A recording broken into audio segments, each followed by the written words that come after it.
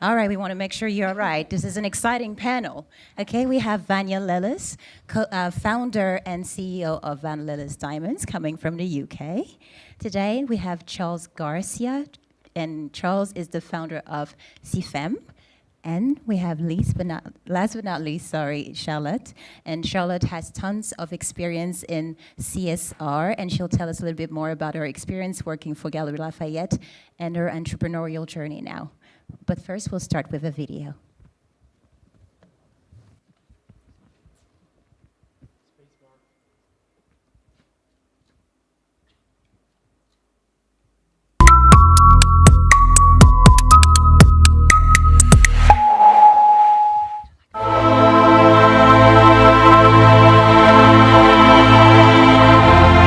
Tell you the story of Van Lellis, London's new and best-kept jewellery secret that is different from anything else you'll find on Bond Street, and it brings the voice of Africa to luxury jewellery. The woman behind this brand is Vanille London, who, having given up her job as a model in New York, embarked on a decade-long journey to learn the trade of being a jeweller. Well, I think I've always loved jewelry, going through my mother's jewelry box back home in Africa, in Guinea-Bissau. But when I was a model living in New York, although I was working well, everything was fantastic, I was having so much fun, I wanted to build something I can do for the rest of my life. Having worked with some of the best names in the industry, today she has earned her place here on Bond Street. But she offers a very different type of service to her clients. It's personal, and she takes them on a journey with a soul. I always believed that the beauty of jewelry shouldn't start at the shop floor only. It should start where it all begins, at the mines and communities around the mines. I think that's very important to me, and more of my clients want that beautiful story linked to the beautiful piece of jewelry. It's a moral duty I have, because I am one of them.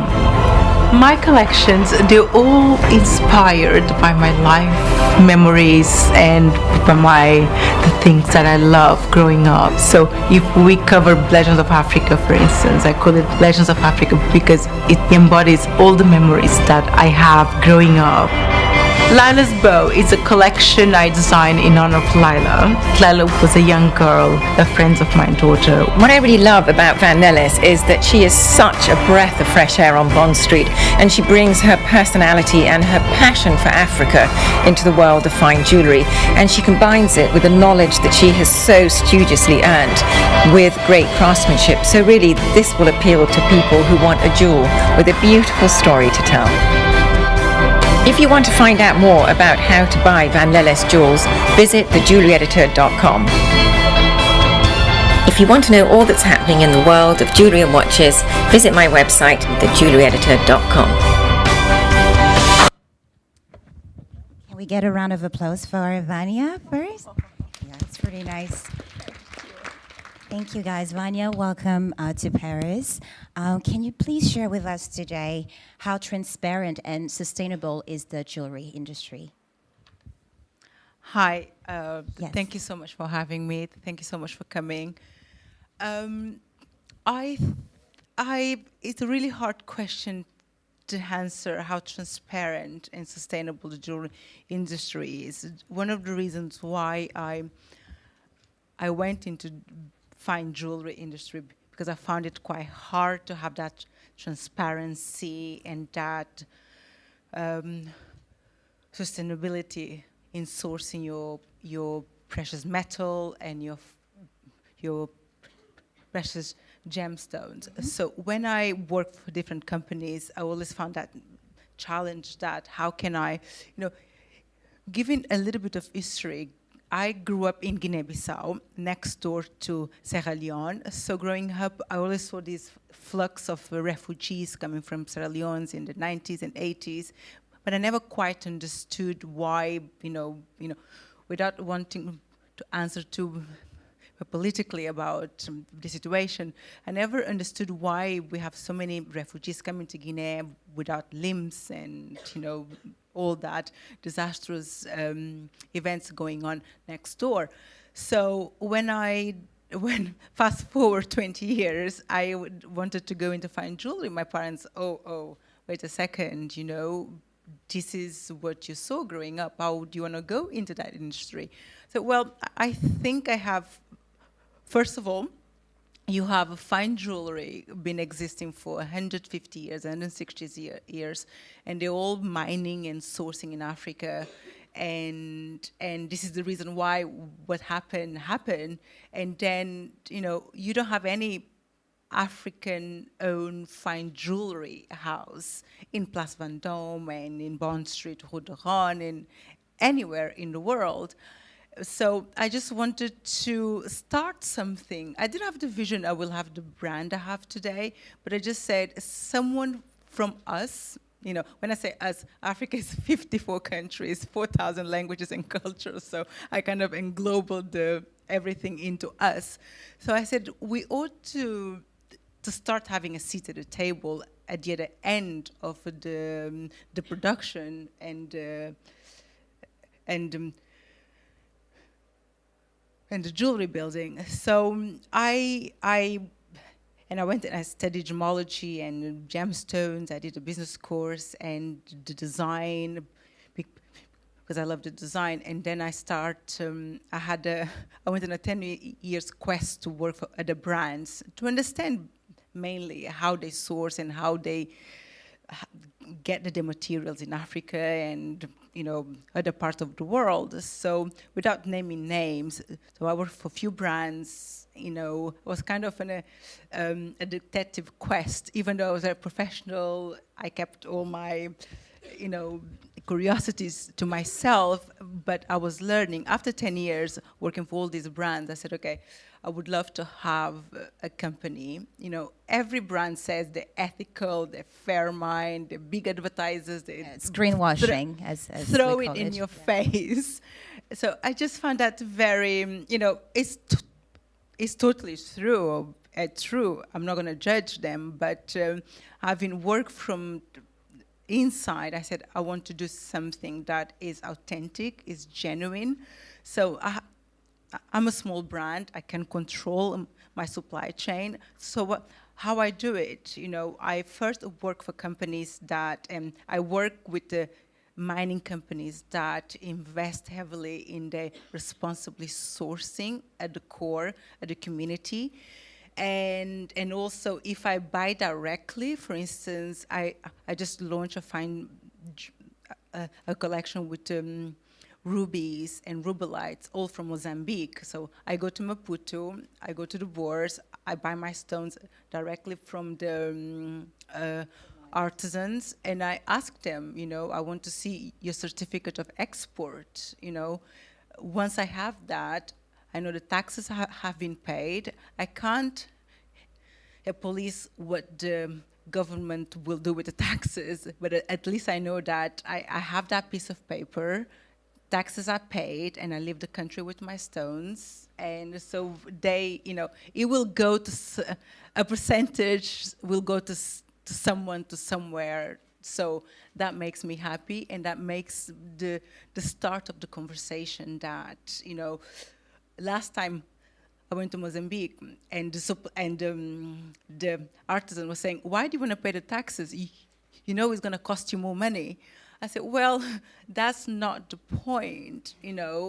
I want to pay the tax. Oh, but no one will know. I was like, changing the mindset. I don't care if someone will know or not. I know, and you know. So just to help them start to understand, because if I pay taxes, everybody starts paying taxes. I come here to get your stones. This is your country. You are mining it.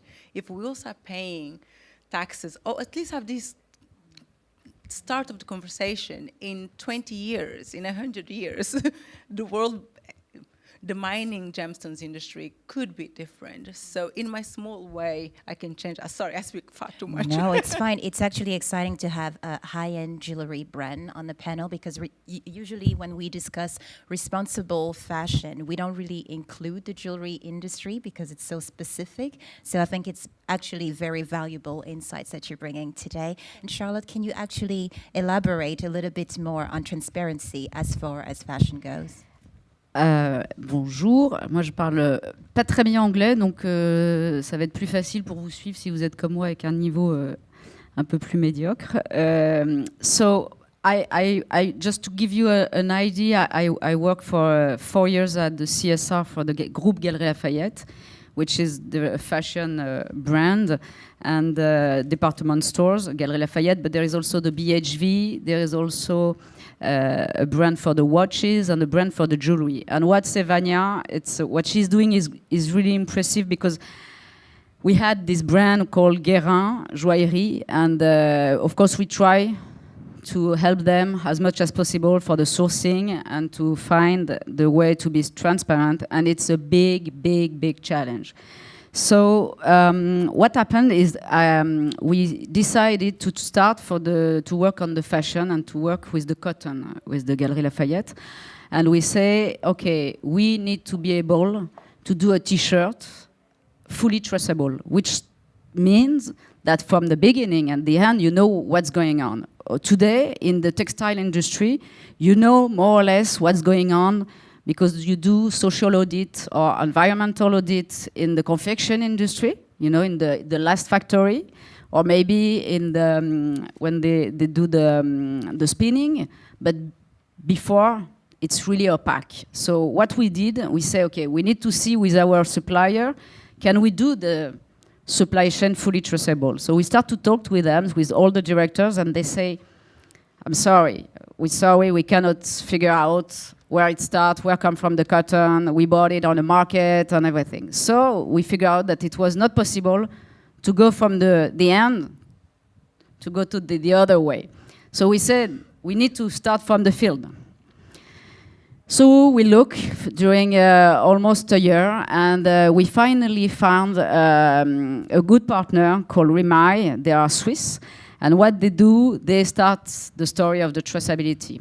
And I went to India and to see the culture, and it starts with the culture in India and in Tanzania.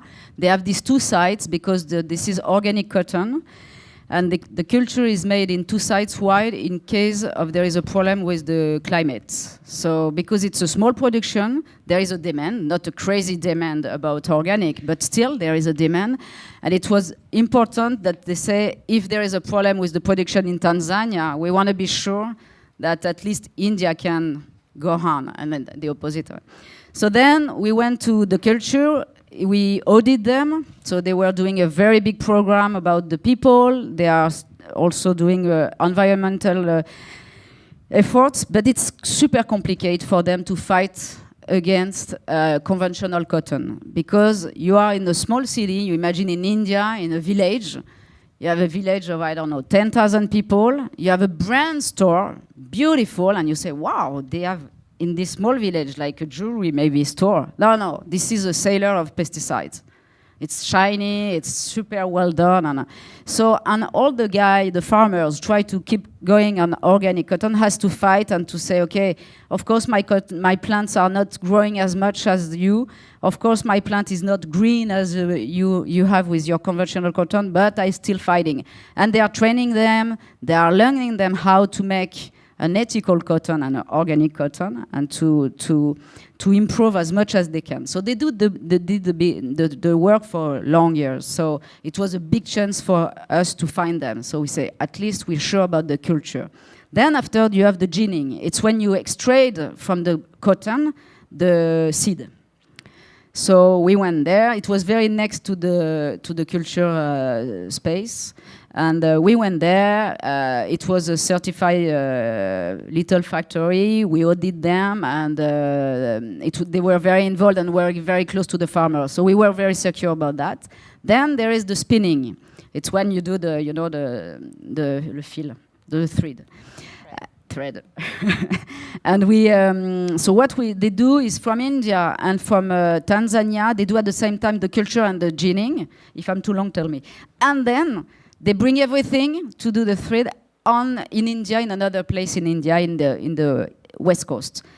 Then we check on that. They were also certified, and we were sure about what they were doing. And what we were sure, it's our cotton was what the right one was on the spinning machine, which is very important. And then they send everything in an integrated factory in Lithuania, where they do the tissage, I don't remember the waving, I don't know why.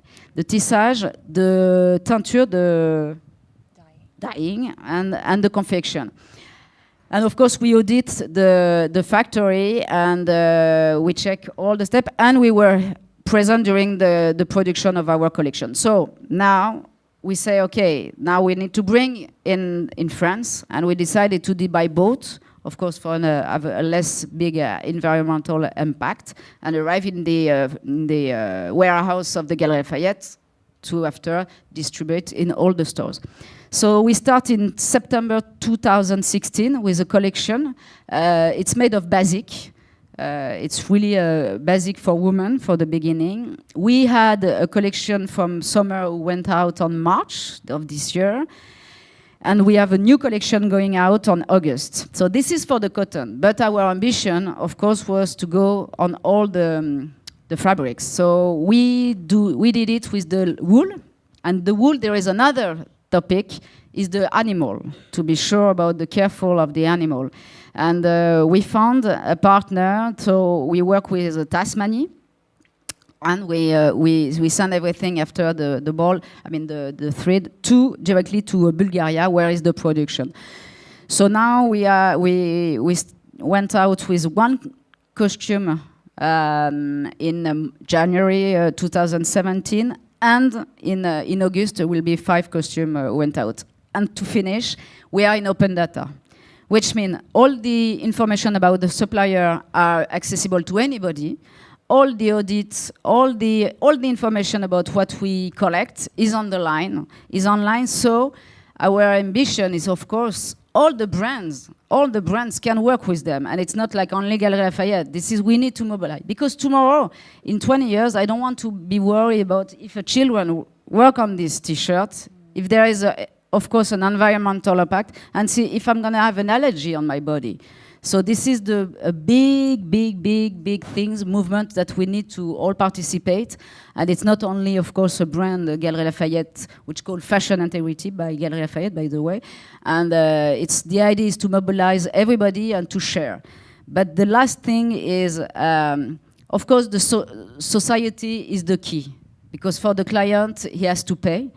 It's more expensive. We try to keep it accessible, because we, of course, in luxury, more people have more money, and few of them can be engaged and wanted to buy responsible, but we wanted to make it accessible to anybody.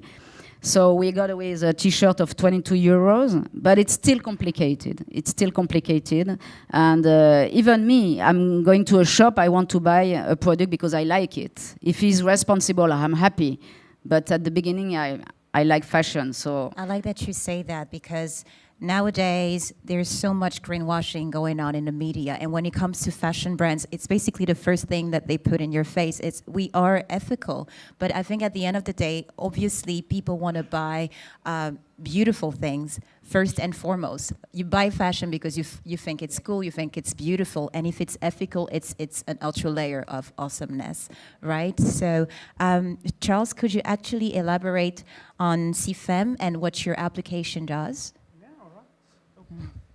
So, CFEM, we created a technology that allows you to uniquely identify a product. So basically, we give a fingerprint to the product using the material of the packaging.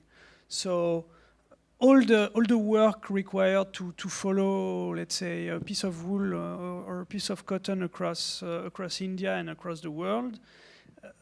Previously, it requires controls all the way, auditing and stuff like this. With CFEM, you could scan the product and follow the product more easily, and which is more what we are really the only people doing this. We allow the customer to do the same thing, to check the product in the end. So it's B2B and B2C. So customers can use it and brands can use it also to identify products. Yes, exactly. Okay. Exactly. So this way, in the end, it's always, so far it's always dependent on how much you can trust as a customer, how confident you are in what the brands advertise. So with this system, you can check that you are actually buying from the brand you want to buy, and so buying the product you're looking for. All right, so why don't we do a small case study? So here we have a few jewelry pieces of Van Lilles, right? Vanya, if you can walk us through the steps of creating a jewelry piece like that and then marketing it. How do you source? You know, what is your process like, and how do you use technology, if you use it at all? Yes, hi. We do use technology towards just in between. So how I came, this is actually our latest collection called Sahara. It's inspired by the pyramids represent African traditionals, African huts. And so how do we, first of all, I wanted to have a gold collection, and I wanted to use fair trade gold. So we went around trying to register with fair trade. We registered and to buy the fair trade gold. And the workshop I use, unfortunately, at this time we were not able to use the gold from Africa. This is a fair trade gold from Latin America. And the workshop we use is a member of the Responsible Jewellery Council, meaning no child labor, they buy only fair and precious metals and gemstones, and they're based in Italy, in Valencia. So after we buy our materials, they came certified, and we do the already have the designs. The designs, I do the sketch, and then we use a program called CAD/CAM, computer-aided design. This is the fact that I love it. The reason why I love it is because it helps us minimize our costs in terms of gold weight and in terms of the amount of stones we can use. And after we have the CAD design done, we use a computer process in wax to print the wax, and it prints it. This is the technological part, and it prints the wax, and then we make the same piece in silver, and after we're happy with the piece in silver, it goes back to the man-made process because it has to be handmade. You know, thank God only men have hands, not now. machines. So this is how I followed the process when we come in to choose the workshop we're going to work with to produce our jewelry, and the partners we can use to buy our precious metals. So I'm a small company, so I'm still able to follow, and I hope I will always be able to follow the buying process. I buy my own precious metals, I buy my own gemstones, and I give it to this workshop that I'm 100% sure it is not child labor and is, you know, complies to European law of productions. Right. Can we briefly talk about pricing? Because you gave an example, Charlotte, and you say that for your fashion integrity collection, you could have T-shirts for as low as €22, $22. And Vanya, what is the price range for your collections? Okay. All the time when people ask me, is fine jewelry accessible? We're not talking, you know, a lot of people confuse, oh, it has to be accessible like fashion. It can't be, because we're using precious metal, precious gemstones, just a process to extract those natural resources from earth. You don't want your fine jewelry to cost you £500, because that means a lot of people are not getting paid, or, you know, we have to be, so what I call these collections is entry level price point for fine jewelry. This is what in fine jewelry industry terminology we use instead of saying accessible. It's still accessible, but that our entry price point for this collection is $3,000.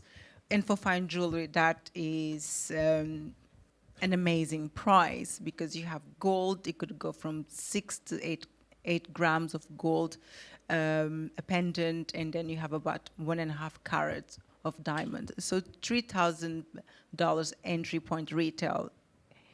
It's very good. So it will never be accessible to the point that is $20 or $100. And I think because it's fine jewelry. Yeah, and I think also ethical fashion in general tends to be branded that way. When you tell someone about ethical fashion, they just assume that it's something very accessible price-wise. But I think when you think of ethical fashion, you can also think of luxury ethical fashion. And I think the consumers are still being introduced to that aspect of the industry and this new notion of looking at products.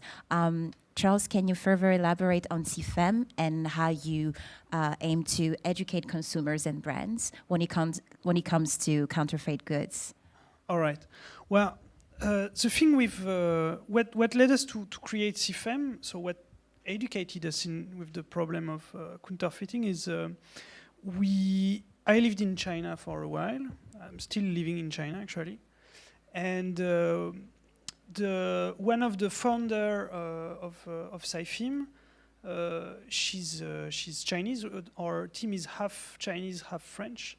She's Chinese, and her mother became extremely sick because of a fake medicine, fake pharmaceutical drug. And it completely opened our mind, our eyes to this worldwide problem of counterfeiting, which and we realized that it's actually it's a day-to-day problem for a huge part of mankind, which actually now is becoming the biggest consumer market in the world. China, for example, is the biggest middle class in the world right now, or is going to be in a short time. So for lots of customers, it's when you look at it worldwide, it's an obvious problem for lots of people. In Western countries, it's a little less obvious. And because you very rarely die because of eating a fake counterfeit medicine, although it does happen sometimes. So I think ethical products in general is a great way for Western customer to realize that there is some work being done behind the shop. There is products come from somewhere with different working condition, different environmental condition. So it's a great way to get the customer back into thinking that, hey, this product by definition is being produced somewhere. So maybe I could reflect on that and make different choice when I buy something, when I choose a product, and so I need tools to be able to differentiate between them. So yeah. Thank you, Charles. And Charlotte, can you tell us what role did technology play in creating Fashion Integrity Collection? How did you use technology for that project? When we start the project, we say, okay, our dream. We dreamed a lot at the beginning, and our dream was to be able, in the cotton, to put like a print, so we can see on a computer our cotton, moving from India and going through the ocean and arrive, and so we're going to be sure it's our cotton. Well, we didn't find yet somebody who was able to do it, but I met someone who were working on that, and it will come. It will come. What we did is we work with a partner who will collect all the information. We gave it to him about all the steps, and he collects it on a platform, so we can be able to check and to see where is the cotton at what time. And it's like you give to the person who work in the factory, you give they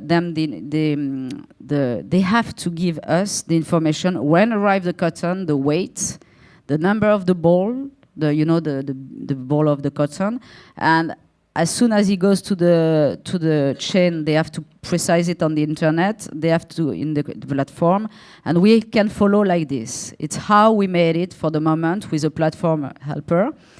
And in terms of little digital, what we did is on the label of the clothes, because we have 20 products for the moment. We have all a QR code. Give him a link to the website and giving the information, but. This is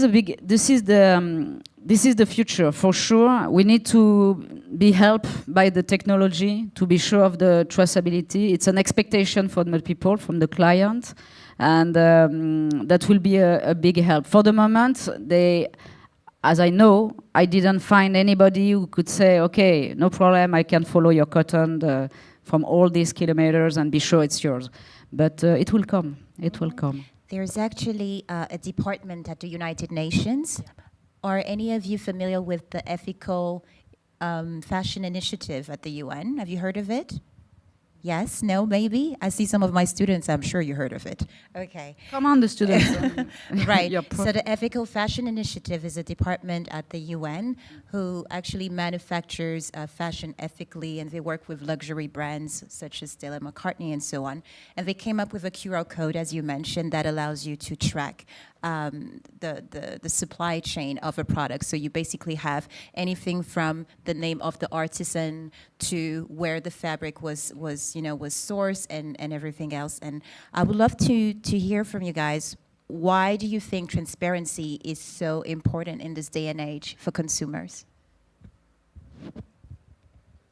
In my case, I think the consumer, unfortunately, is still not interested. They don't. And it's a battle. I am on Bond Street, and every time I have a client coming, and I only work with the 2 diamond suppliers. One is based in Namibia, the other one is based in Botswana. And they would come, oh, next door is cheaper. I said, well, I can't compare. If it's cheaper, sometimes it's cheaper $1,000. We're talking about things that could cost $100,000. It's cheaper $1,000. I said, well, this is, I open my computer, I show them, where I got the stone and the provenance and everything. I'm not talking about micro-pavé stones. I can't trace those. They're far too small, and it's just not possible yet. Hopefully soon we will be able to. We're talking about stones above 1.5 carats to 2 carats. And they said, well, it's cheaper elsewhere. I'm going to go buy it elsewhere. And I tend to always ask them, I said, okay, it's fine. It's a sale I lost, but could you tell me the reason why? Do you know more information about the stones? 90% of them tell me, no, I don't care. So I think it's about, Sis, you actually gave me a great idea. We were talking earlier about we need to start educating academia. Every brands bombard people about, yes, this is, but at the end of the day, if the sales team on the floor are not transmitting that to the clients, to the consumers, and the consumers ultimately have to care, have to ask those questions. And there was a period when Blood Diamonds came out, everybody was so asking all these questions, was so worried, and then it died. Yeah. And it fitted industry quite well for you, the consumer, not ask those questions. And they kind of just, it's a very profitable industry as it is right now. They just don't care, and they don't want you to ask the questions. So it's about, this is why I said it's important that to have Africans sitting at the table at the other end facing the consumers, having brands that they can, this is personal to me. I am one of them. I'm lucky because my grandparents went to school, my parents went to school, and they send us to school. We are educated, we live in the West, but the difference between me and someone back home in Guinea is opportunity, is education. So if we start having, you know, we have all the natural resources in our backyard, you know. Literally. In Sierra Leone, you have a grandmother just cultivating cabbage in a backyard and found 100 carats diamonds, you know, and which she got like $200 for it, and she saw, you know, the end stone sold for like millions. How can that be possible? You know, how can it was not her or someone from Sierra Leone who would sell that diamond at that price? It has to be someone who bought it $200 and sell it, you know. So it's a very personal issue to me. So this is why I'm thinking to start changing the conversation. The people where these natural resources comes from needs to be at the other side of the table, sitting there, talking, promoting. We have to care. The consumer, if the consumers are not informed and they don't care, we're not going to have a change. So do you think that social media is helping raising awareness around responsible fashion and transparency? Yeah, of course. We are lucky with the virality. The fact that if there is 20 years ago, if you had a problem with a product because you got an allergy, nobody knew it. Now it's viral, which is great, which is really great. To complete what you say, Vanya, I think we need also to understand that we have our individual responsibility, but we have also a collective responsibility. And this is a big challenge, but of course, as a client, I'm not the only one who's going to have to pay and say, I'm going to pay more money because it's ethical. Of course, you can do it, and hopefully we're going to be more. But it's not only that. Our individual responsibility is to expect from the brands to do it and to be responsible. Now it's starting. I mean, H&M is doing stuff, Zara is doing it, also Mango, and I mean, initiatives are starting. Why?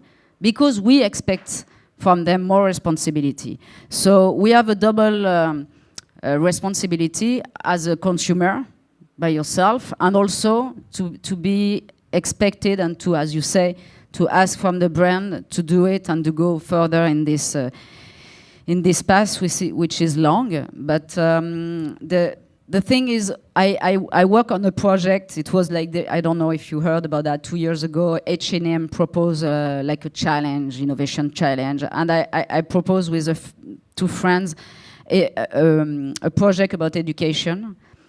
Because why the people are starting to speak about responsibility, environment, is because we knew before you didn't add the information about our planet was going very bad, and we are more and more people, and we have more negative impact. So as soon as our children will know about that, we have the information, they will be the future who can make the things move.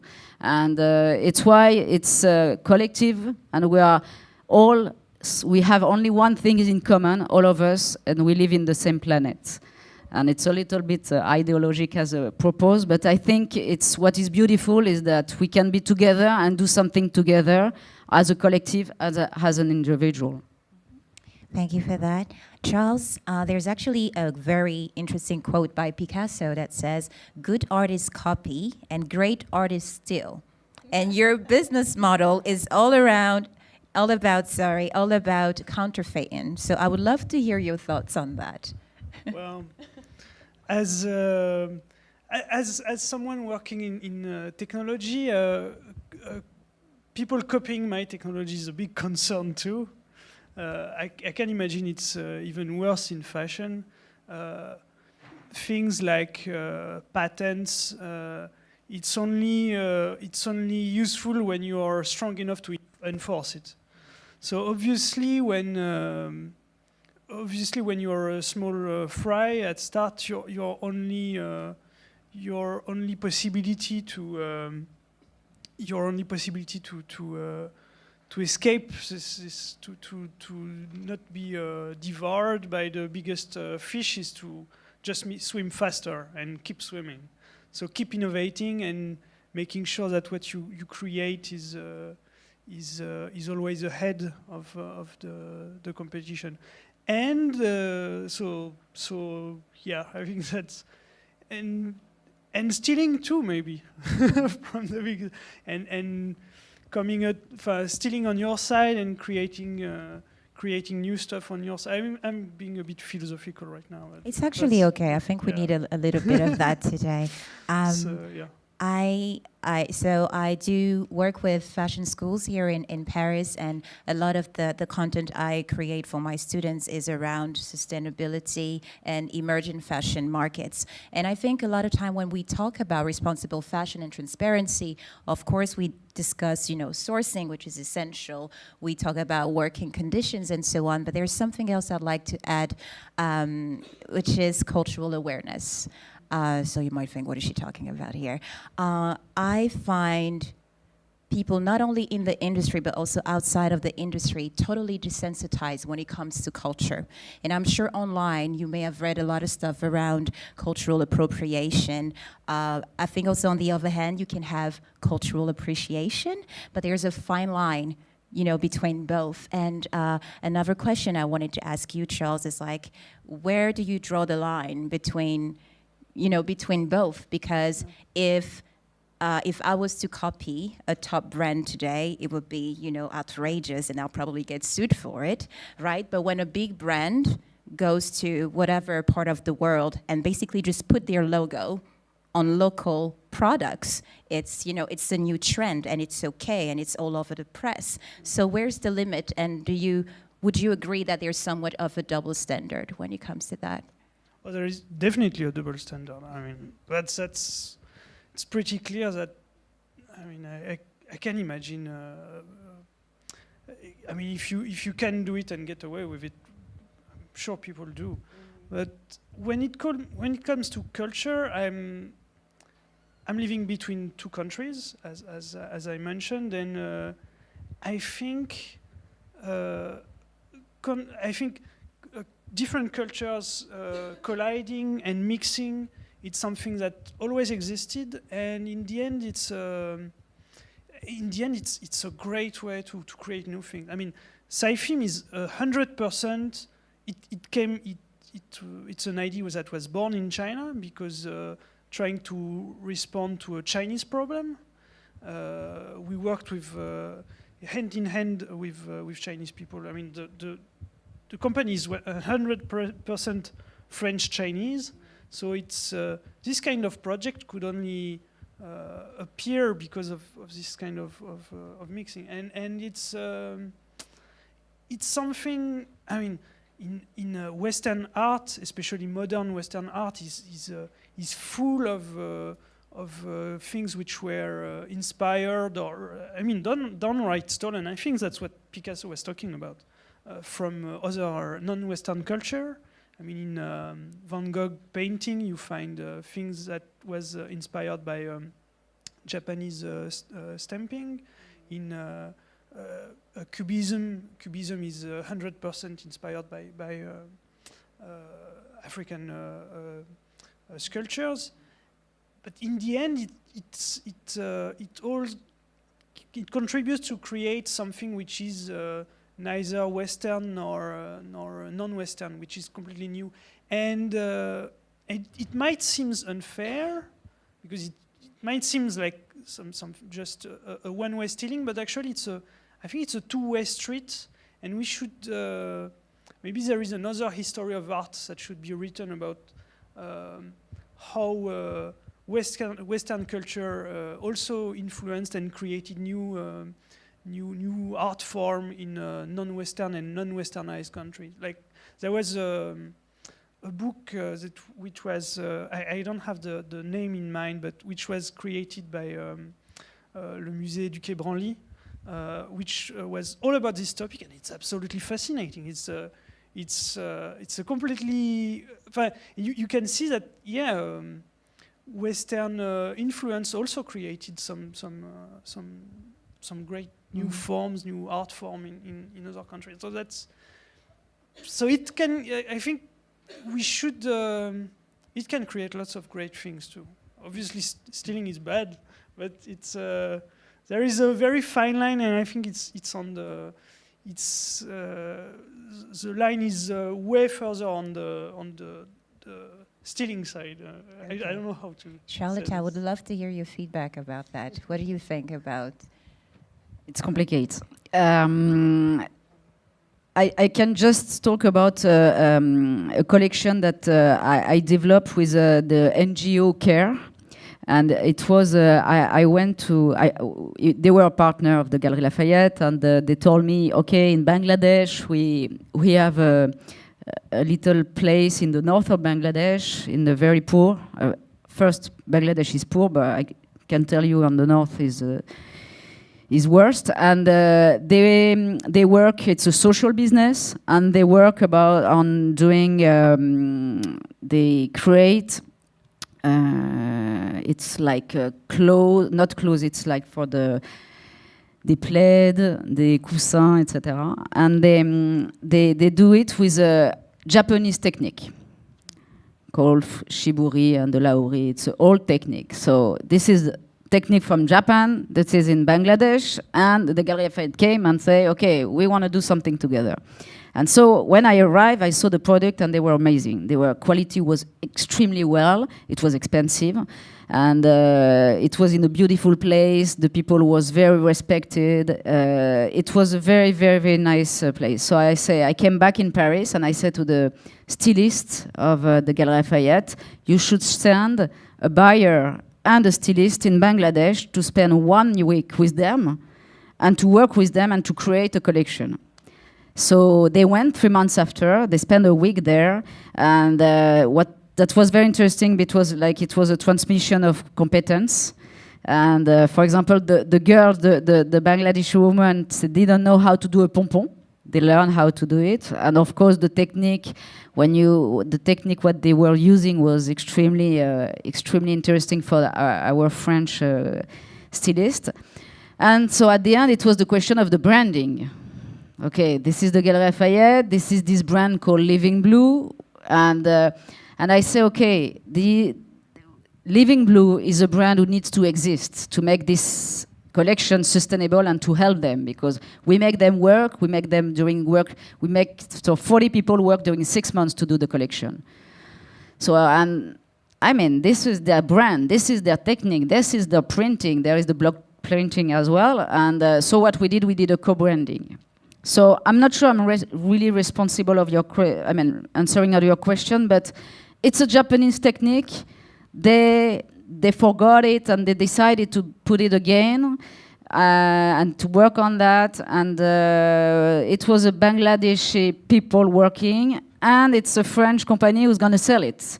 So we make Living Blue cross Gala Lafayette. Yeah, because you acknowledge them in this case. So it's actually what I was going to mention earlier when I asked my question.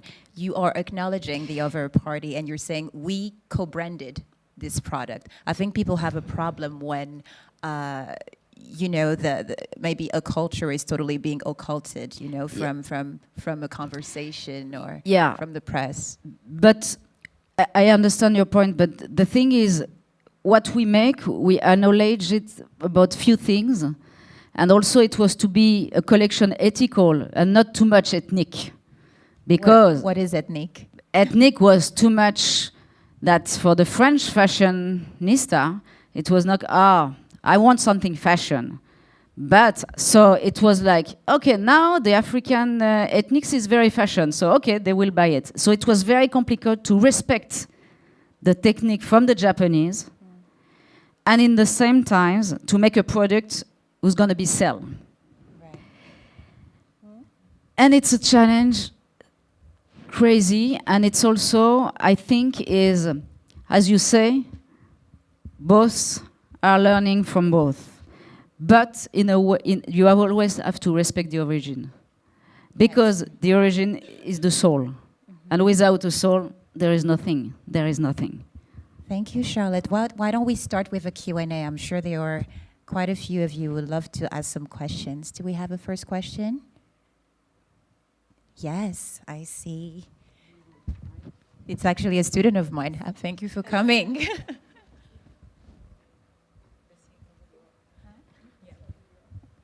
Hello, everybody. Sorry for Hello, my bad English. Clémence, and congrats on the good grades. Vanya, I have a question for you. We know that the extraction of gold and gems, there are a lot of bad impact on Earth and the people. So do you use... Un peu plus fort, Clémence. Okay. Do you use recycled gold or gems? Because we know that the extraction of gold and gems has a lot of bad impact on Earth and social. We do use recycling gold in the workshop. The workshop is not my workshop. They have a third party we use. The extraction of gold and gemstones have an impact on the environment. Yes and no. If it's done responsibly, no. You're just like cultivating. It's like an example I always give. It's just like you have a field of cotton. If you use pesticides, you destroy the environment. You kill the bugs, you extract the cotton, but you destroy the environment. But if it's mine, have a look at diamonds. In Namibia, you have alluvial diamonds, which you can mine from riverbeds. You have no impact on the environment at all. You're not using any hard chemicals to extract or any hard machinery. You're digging, but what you do to the digging after the gold is the natural resources are scarce or finish, you go back into using that land for other means, or you cover it up. In South Africa is what they do after some mines are dried out is not the right expression. You close the pits and you use them and you let it into the nature again. You move into a different location where you can mine. So, but you know, it has an impact if it's not done responsibly. If it's done responsibly, you're just extracting the natural resources. You're leaving the nature intact. Now, once you have an abundance of gold, or you in a workshop, you can recycle those, and we do use that. We tend not to use it in the first line of production. We use it on the fourth or the fifth line of production. Not the first one. I hope I answer your question more or less. You. Sorry, I'm not an expert in mining. I've just been to mining sites and I asked those questions you asked me today about 15 years ago. And I said, after we finish mining here, we have geologists and archaeologists searching for other mining space, rich mining grounds, and we leave these to nature. So that's as much as I know. Thank you. So we have another question for our panelists. Yes. For example, fashion industry is it's highly pressured by the media, the government, and now like even the consumers like to go green or to go ethical. Like regarding jewelry industry, does this industry also suffer from the same pressures, or there are different pressures like to go sustainable and ethical? My honest answer and experience and opinion is no. Jewelry industry, it's a very powerful industry. It's a very lucrative industry. We don't have the same pressure as fashion has, because we don't have the masses. Fashion has the masses. For instance, when that workshop in Bangladesh collapsed, everybody was crying, you know, in all the media. When something like that happens in a gold pit or in a diamond pit or in any other gemstones, it's covered up. You know, I've known about it, but I'm a small person. I'm a small fish in a big pond. If I scream, they're going to ask me to shut up. you know. So we don't have the same pressure, unfortunately, because, as I said, we don't have the masses who have consumes fine jewelry is the 1%. So, but it doesn't mean atrocities, accidents like the one in Bangladesh don't happen. They do happen now. The media don't know about it, and you know, and it gets covered up. Is my honest answer. So that's what I can say. I totally agree. I totally agree. There is no point to compare the both, and you're right. I mean, and also, for example, I don't know if you heard about the devoir de vigilance. It's going to be a law, and the law is starting to help us. Fortunately, there is law coming, and it's going to start in January 2018. Sorry, but in jewelry, there is such a long way to go. Such a long way to go, and we are talking about jewelry and luxe.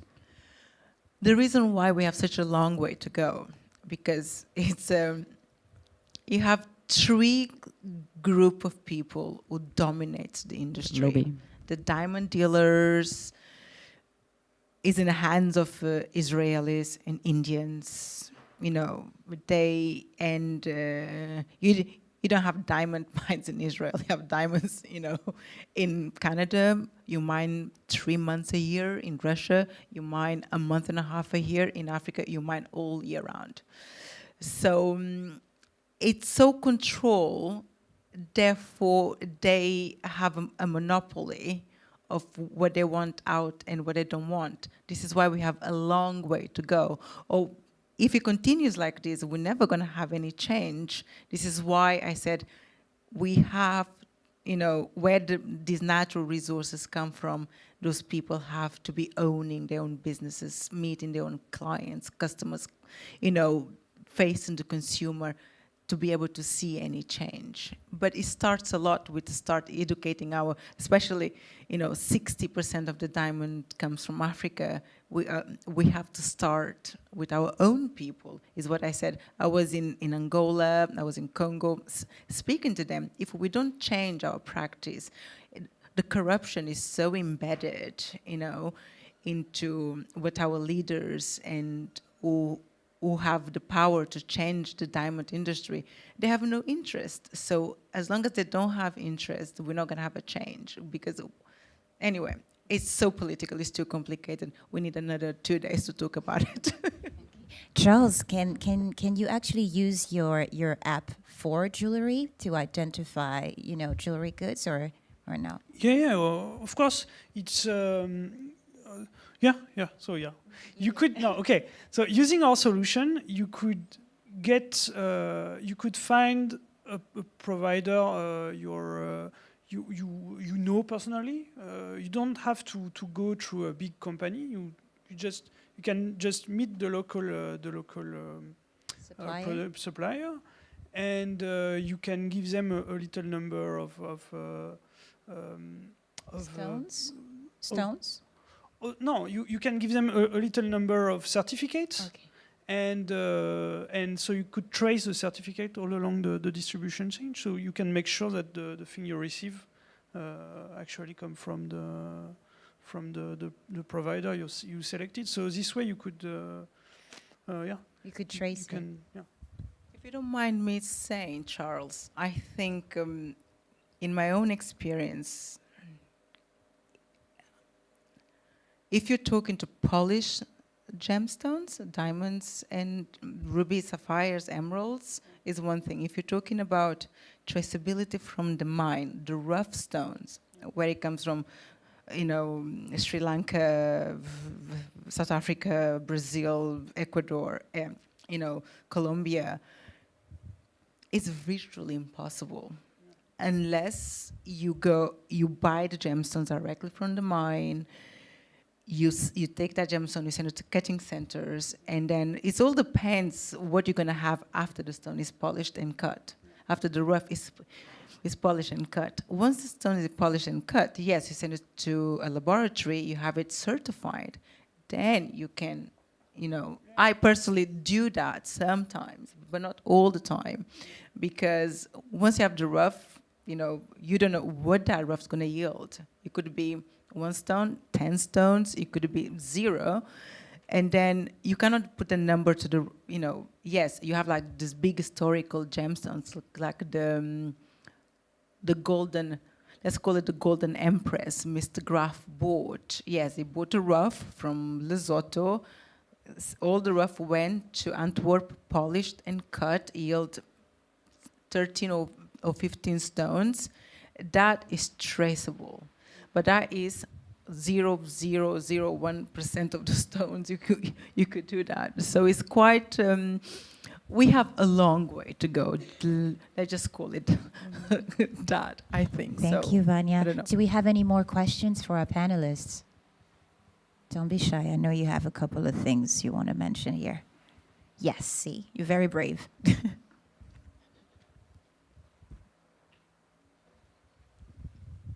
Hi, everyone. Hello. You gave a really good talk. I got a quick question. I write about fashion and technology, and I've actually explored the role that blockchain will play when it comes to, counterfeiting or, sustainability. I mean, what are your thoughts on this, and is it something that you think is viable? Blockchain. Do you want to talk about it? So yeah, that's kind of the kind of stuff we make. So using blockchain, it's the technology that's used for bitcoins too. So it can be used to track a code across different medium. And but the only issue with blockchain is like, in the end, you rely on a QR code or something that anybody could theoretically copy. That's why we developed our solution. But so today, and that's the resources we have with cloud computing, is that you can uniquely identify as much product as you want. It's not it's not a work of an expert work anymore, where you have you need someone super qualified to recognize a specific material from a specific region, and so on and so on. Using this technology, you can put something on a product, and this tracer you put can allow you to do what was Charlotte's dream earlier, like having a little dot and following it all across the world. Show you each steps. Yeah. That's what cloud computing